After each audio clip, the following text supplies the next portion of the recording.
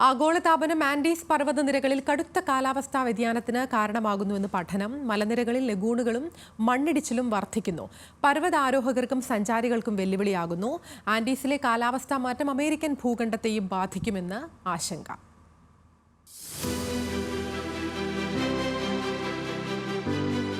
പർവ്വതാരോഹകരുടെയും ഗൈഡുകളുടെയും നേതൃത്വത്തിൽ ആൻഡീസ് പർവ്വതനിരകളിൽ നടത്തിയ പരിശോധനയിലും പഠനത്തിനുമാണ് മലനിരകളിൽ കടുത്ത കാലാവസ്ഥാ മാറ്റങ്ങൾ നടക്കുന്നതായി കണ്ടെത്തിയത്. ആഗോളതാപനത്തെ തുടർന്നാണ് ഈ മാറ്റമെന്ന് പഠനം വ്യക്തമാക്കുന്നു.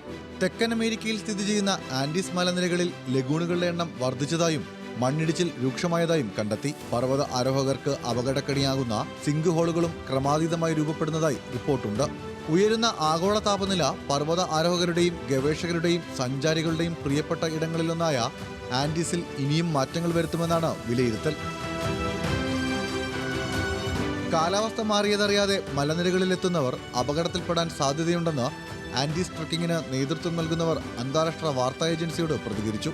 കാലാവസ്ഥ മാറിയതോടെ പർവ്വതത്തിൽ മഞ്ഞുപാളികൾ ഉരുകുന്നതിന്റെ തോത് വർദ്ധിച്ചെന്നും ആൻഡീസ് പർവ്വതാരോഹണ ക്യാമ്പുകളുടെ പ്രവർത്തനത്തെ ബാധിക്കുന്നതായും പർവ്വതാരോഹകരും സാക്ഷ്യപ്പെടുത്തുന്നു.